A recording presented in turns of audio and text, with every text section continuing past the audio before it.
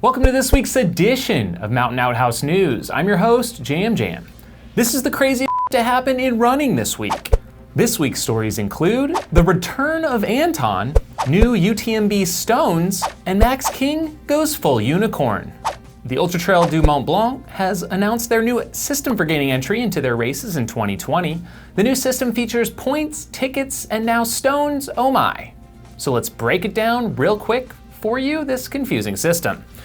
To gain entry into the UTMB or one of their other races like TDS, CCC, or OCC, you'll need to first qualify for their lottery.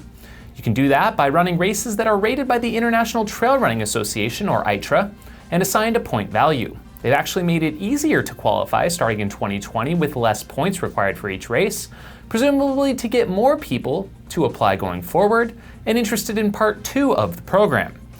For each time you don't get into UTMB, you already get an extra ticket in the lottery, but now you can earn a faster way to get in via additional lottery tickets by running select races around the world. When you run either a by UTMB race or an Ultra Trail World Tour event, you collect stones. You get 1 stone for each ITRA point assigned to that race. So for example, if you run the Javelina 100, which is a UTWT race, you'll get 4 stones. Stones are 1 for 1 in UTWT races based upon ITRA points and 3 to 1 for by UTMB races. Collect enough stones over a 4-year period, 18 for UTMB, 15 for TDS and CCC, and 12 for OCC, and you get an automatic entry. Otherwise, you can exchange the stones for additional lottery tickets. That about sums up the process. As for their motivations, clearly they're trying to incentivize the masses to run the new by UTMB international circuit by giving the 3 to 1 ratio. In all likelihood, within a few years you may have to run one of the other by UTMB branded events just in order to toe the line in Chamonix or Courmayeur. What say you, Outhouse Nation? Do you like this scheme? How would you handle the ever-growing problem of how to allocate a limited number of spaces for an extremely popular race? Paddy O'Leary, or Paddy-O, as I call him, went after the Wicklow Round FKT this past weekend in his home of Ireland. He covered the 100K route, summiting 26 peaks with over 6,000 meters of climb and a new record time of 16 hours, 27 minutes, 20 seconds. He took it back for the home country from Joe Stringbean McConaughey, who had the previous best time of 17 hours, 9 minutes set back last year. Joe had beaten Ian Keith's time from 2009 of 17 hours, 53 minutes, so things are really heating up on this one. We got a report back from Outhouse viewer Daniel List, who participated and won the Sisyphus Ultra Challenge last person standing race in California. He was able to go 1 lap further than Iso Yukra in 29 hours, totaling 120.8 miles. His secret to winning might have been the use of a full-sized leather recliner in between laps, allowing him to really take advantage of those precious few minutes between loops. As you can see, he's fully reclined with shoes off, really soaking it up. I think I even spy some citrus within reach. Could this be the start of a new trend? A row of lazy boys in the transition zone of every last man standing race going forward? I think so. The annual Lake Sonoma 50 has come and gone. This was the transition year after longtime RD John Medinger passed on the torch to Skip Brand and the Heldsburg Running Company, who look like they put on a good show as always out in wine country. Sorry to have missed it, boys. Now on to the race, which was as stacked as ever, especially on the ladies' front, and it did not disappoint.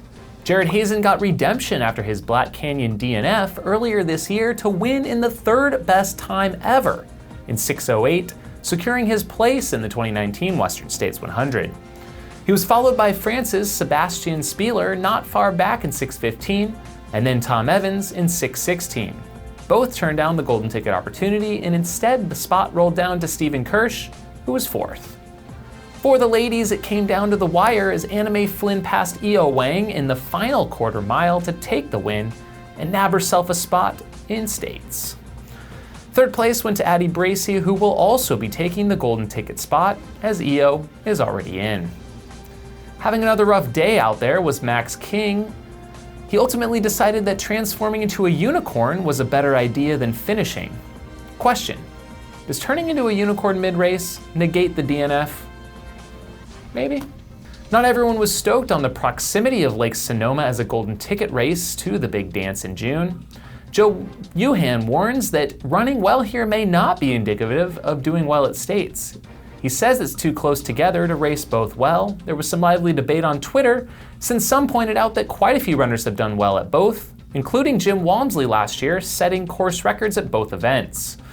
With one more golden ticket race coming up at Canyons at the end of the month, the latest we've seen a ticket race, we'll see if that affects any of the top guys and gals this June. Should the Western States Board consider this when selecting next year's ticket races, or are fast performances here an okay tune-up? I don't know. The final piece of Sonoma news I gotta touch on is a comment on all of the Golden Series ticket races on their interpretation of the Golden Ticket Awards themselves.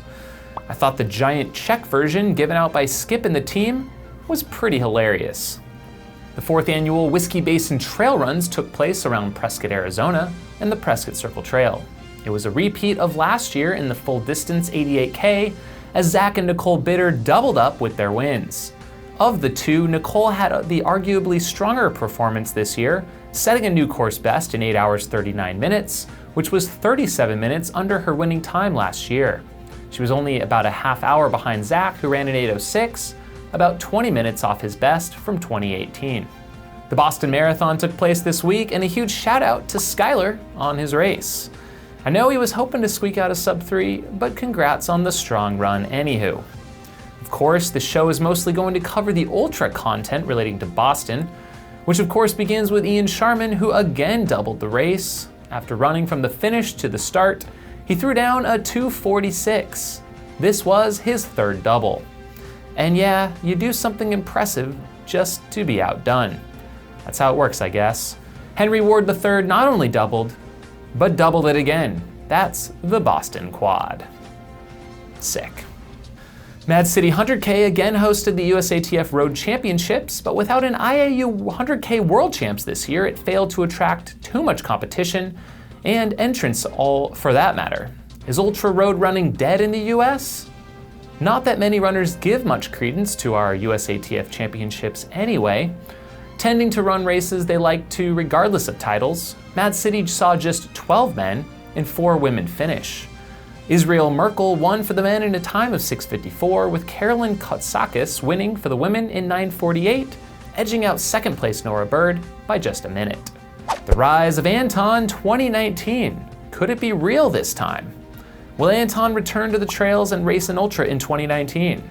Ultra running's poster boy from a decade ago has been out of the game for some time due to multiple nagging injuries over the years, which has relegated him mostly to pursuing climbing, scrambling, skiing, and biking as of late.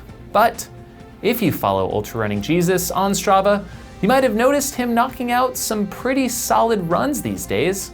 In 4 of the past 6 weeks, Anton has completed a 30-mile run on at least one occasion each week. He has been super inconsistent, running on average just 2 or 3 days per week, but for instance, his 30-miler last week was completed in just over 4 hours with 1 gel. Now that's the Anton we know. Let's just hope he can find some consistency, handle the volume, and not overdo it. Leadville? Maybe? At Abelwasi on Twitter made an interesting note of the total number of loops completed by people at the Barkley, sending out a top 10 list. I've thought about this recently, as I myself have 12 official loops and another 2.75 unofficial over the time cutoffs in 5 different starts. So who's at the top? Well, Barkley finisher Andrew Thompson holds the most with 30 loops. Mike Doby's in second with 23. Blake Wood also with 23. Craig Wilson 21. And Jerry Campbell with 19, tied with Jim Nelson. Definitely see myself moving up this list in the future years to come. Kind of a cool stat. Yiannis Kouros is in the news for being inducted into the Australian Ultra Runners Association Hall of Fame. Yiannis is arguably the greatest ultra runner of all time, best known for his 24-hour world record, 1,000-mile record, and wins at the Spartathlon, amongst many other achievements. The Greek legend did become a dual citizen of Australia at one point in his life, and lived there for quite some time. Finally, is this a photo of Gunhild Swanson chugging some Sombra mezcal at Lake Sonoma? If so, heck yeah, long live Team Sombra. And with that, thanks for tuning in to episode 141 of Outhouse News. Thanks for checking out the show, and we'll see you next time. If you have crazy stories to share or a question or feedback for the show, please leave a comment below.